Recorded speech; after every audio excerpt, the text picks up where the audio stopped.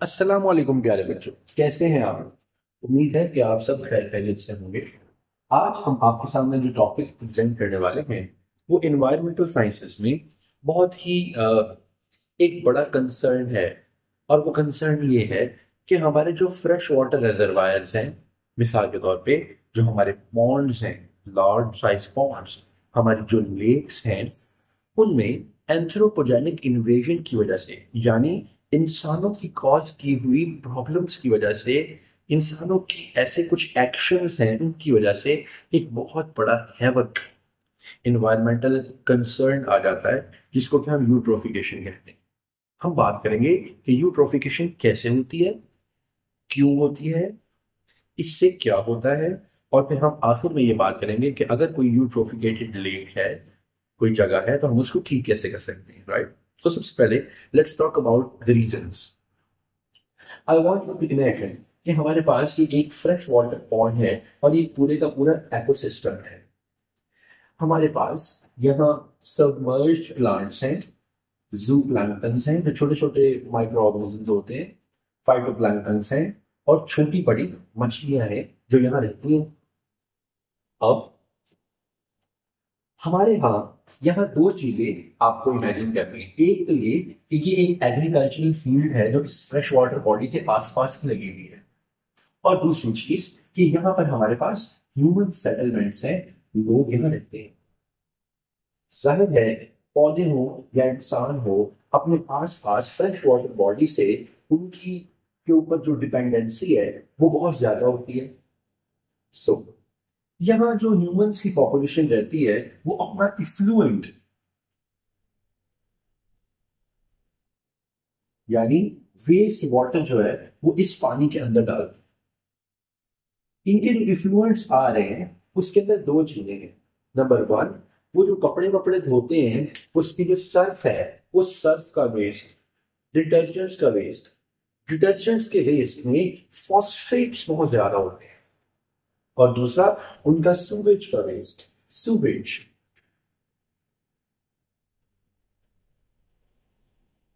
यानी जो वॉशरूम का या बैतुल खला का वेस्ट, जिसके अंदर हमारे एक्सक्रीटेड और इजेस्टेड प्रोडक्ट्स आ गए, स्टूल और फीसेस और जो यूरिन है हमारा, वो उसके अंदर आ गए। वो चीज नाइट्रेट्स में बहुत रिच होगी। सो naturally, this ecosystem was not meant to have such large amount of nitrates and phosphates. इसके पास इसको जितने नाइट्रेट्स और फॉस्फेट्स चाहिए थे, वो नाइट्रेट्स और फॉस्फेट्स इसको इन मछलियों के वेस्ट प्रोडक्ट से मिलने चाहिए थे और मिलते थे। बट हमने एक एडिशनल सोर्स के तौर पर नाइट्रेट्स और फॉस्फेट्स को इसमें एंटर करवाना शुरू कर दिया। दूसरी जानिब, यहाँ this agricultural field was not meant to be here. Actually यहाँ कोई जंगल होना चाहिए था, ये जो भी नेचुरल इकोसिस्टम, जो भी नेचुरल कुछ होना चाहिए था। हमने यहाँ पे फसलें लगा दी। फसलें लगाना एक अननेचुरल चीज है नेचर के लिए। तो क्या होगा, इसके ऊपर जब हम आर्टिफिशियल फर्टिलाइजर्स डालेंगे और बारिशें होंगी, जाहिर है ये फ्रेश वाटर पॉन्ड इसलिए बना है क्योंकि ये जगह इस नॉर्मल जो हमारा एरिया है उससे लो पार्ट पे, डिप्रेशन पे, तो बारिश का पानी इकट्ठा हुआ तो यहाँ पे एक इकोसिस्टम डेवलप हुआ। सो बाद में भी बारिश होगी तो पानी यहाँ से नीचे इसी जगह आएगा। अब जब हम यहाँ फसलें लगाएंगे और हम इनको आर्टिफिशियल नाइट्रोजनस फर्टिलाइजर्स भी देते हैं, अब जब ऊपर से बारिश बरसेगी, बादल आएंगे, बारिश बरसेगी। अब हुआ था ना कि जब बारिश होती है तो ज्यादा पानी आता है, कम बारिश होती है तो कम पानी आता है। तो जब ये बरसन को लागे मेघ, जब यहाँ से बारिश के टिप टिप बरसा पानी, तो क्या होगा, ये पानी फसलों को तो मिलेगा, बट साथ साथ ये पानी लीच करेगा नाइट्रेट्स और नाइट्राइट्स को टूवर्ड दिस रेजर्वायर। नुकसान ये होगा कि इस सिस्टम में जितने नाइट्रेट्स होने चाहिए थे उससे कहीं ज्यादा अमाउंट नाइट्रेट्स किया जाए। आप सोच रहे होंगे इससे प्रॉब्लम क्या होता है? इससे प्रॉब्लम ये होता है कि जो इसकी सरफेस के ऊपर एलजी, थोड़ी बहुत एलजी, आपको पता है प्रोड्यूसर है, एलजी प्रोड्यूसर है, जो एलजी इसकी सरफेस के ऊपर है, वो एलजी को ऊपर से तो सनलाइट मिल रही है, सूर्य देवता, सूरज बाबू, यहां से सनलाइट फैलाए जा रहे हैं, फैलाए जा रहे हैं, ऊपर से सनलाइट मिल रही है, नीचे न्यूट्रिएंट्स हैं और न्यूट्रिएंट्स हो गए बहुत ज्यादा। सनलाइट तो अनलिमिटेड है, न्यूट्रिएंट्स भी आपने अनलिमिटेड कर दिए। सो ये एल्गी बहुत ज्यादा ग्रोथ करेगी। यहां मैं इसके लिए एक वर्ड यूज करूंगा, enormous growth. Enormous growth, enormous growth. तो क्या होगा, आपके लिए भी आ रहा होगा, मछलियों को बहुत ज्यादा खाना मिल जाए, मछलियों की मौज लग जाए कि आ रही है, खा रही है, एलजी खा रही है, दावत उड़ा रही है। नहीं ऐसा, एक कैपेसिटी से ज्यादा वो खा भी नहीं सकते। और जिस तरह से ये ग्रोथ मचा रहा है, अब प्रॉब्लम क्या होगा, प्रॉब्लम ये होगा कि एलजी इतना ज्यादा फैल जाएगा, इतना ज्यादा फैल जाएगा कि पूरे के पूरे सरफेस को कवर अप कर लेगा। अगर आप में से कोई कभी किसी गांव गया है तो उसने जरूर ऐसे फ्रेश वाटर बॉटल्स देखी होंगी जिसके ऊपर ग्रीन कलर की एक काई, एक लेयर एलजी की से पूरा का पूरा बेड बना होता है। अचानक उसमें से कोई भैंस बाहर निकलती है तो आप हैरान होते हैं, वो कहाँ से निकल आई। सो ये जो हमारे पास काम हो गया, ये एल्गल ब्लूम हो गया। मैंने यहां क्या लिखा, algal bloom leads to eutrophication. अभी तक जो यहां हुआ है वो एल्गल ब्लूम हुआ है। एल्गल ब्लूम होने की वजह से तीन चार प्रॉब्लम्स होंगे। Number one, sunlight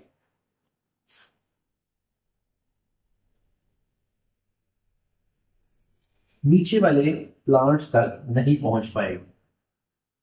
number two, dissolved oxygen,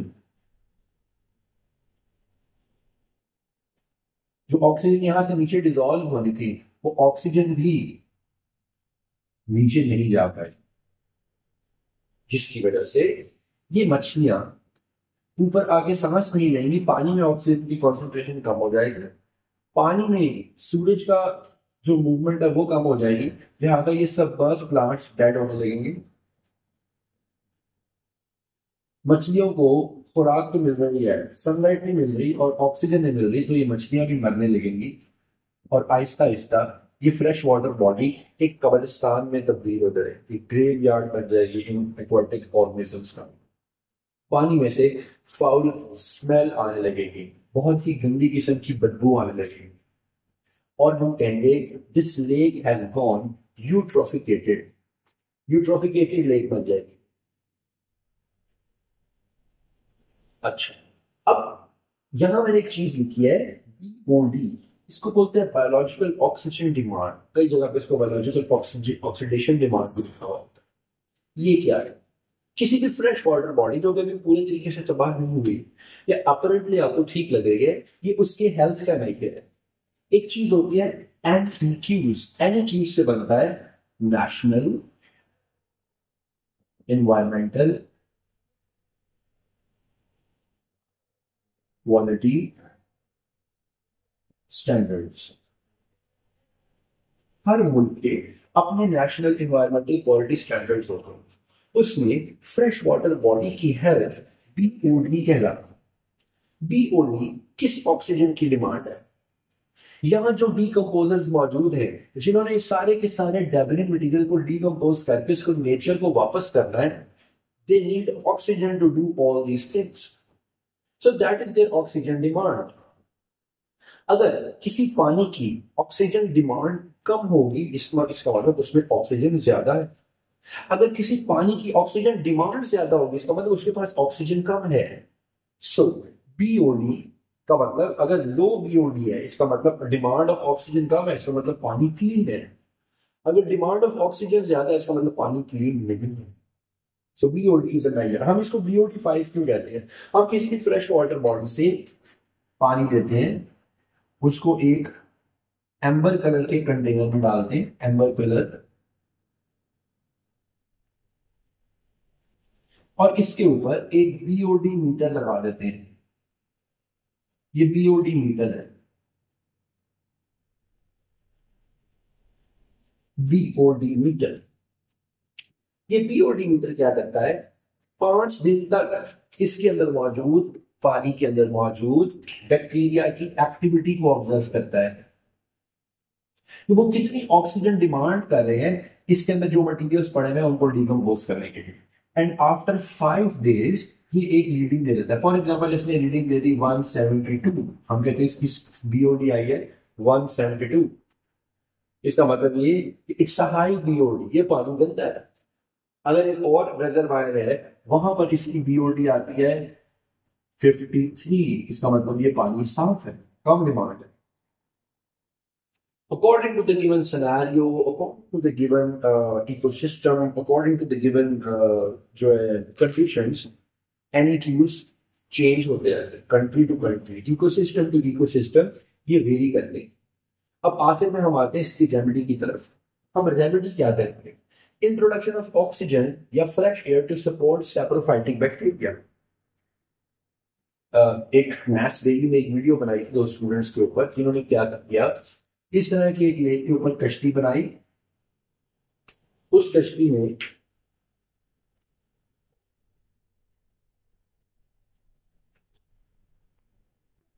आप इसका स्क्रीनशॉट ले लें ताकि मैं इसके आगे चलने वाला हूं।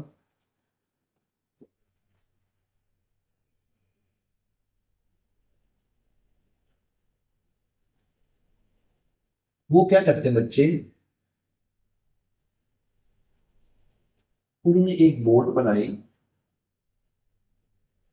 और उस बोट पे बैठे ऊपर छतरी लगा के, और इसके साथ लंबी लंबे पाइप्स अटैच करते, इनके साथ एक मोटर पंप लगाया होता, इसमें एक फैन होता, हवा से फ्रेश एयर पंप लेते और इसकी बबलिंग करनी शुरू कर देते इस लेक के अंदर। यानी वो इसकी डीओ डिजॉल्व ऑक्सीजन को इनहांस कर रहे थे। जब 1-2 महीने गुजरे और नीचे यहाँ मौजूद डिकम्पोजर्स को, यानी सैप्रोफिटिक बैक्टीरिया का मतलब होता है वो बैक्टीरिया जो डिकम्पोजिशन करते हैं, उन्होंने सारे के सारे डेब्री मटेरियल को कन्वर्ट कर दिया इनटू एन ऑर्गेनिक मटेरियल। फिर उन्होंने यहाँ पर सबमर्ज्ड वाटर प्लांट्स के सीड्स इंट्रोड्यूस करवाए और यहाँ जितने भी जानवर थे वो इंट्रोड्यूस करवाए, एंड विद इन 1 ईयर उन्होंने इस लेक को दोबारा से एक्टिव कर दिया, फुल ऑफ लाइफ कर दिया। सो बच्चों, ये था आज यूट्रोफिकेशन और एल्गल ब्लूम का चैप्टर। अगर आपको इससे रिलेटेड क्वेश्चंस में कोई प्रॉब्लम आए तो आप उनके स्क्रीनशॉट्स डायरेक्टली इसके नीचे कमेंट्स में भी पोस्ट कर सकते हैं। मैं उनके लिए एक सेपरेट से आपके लिए वीडियो बनाऊंगा। एंड आई होप कि आपको आज यूट्रोफिकेशन और एल्गल ब्लूम की अच्छी समझ आ गई होगी। Thank you very much.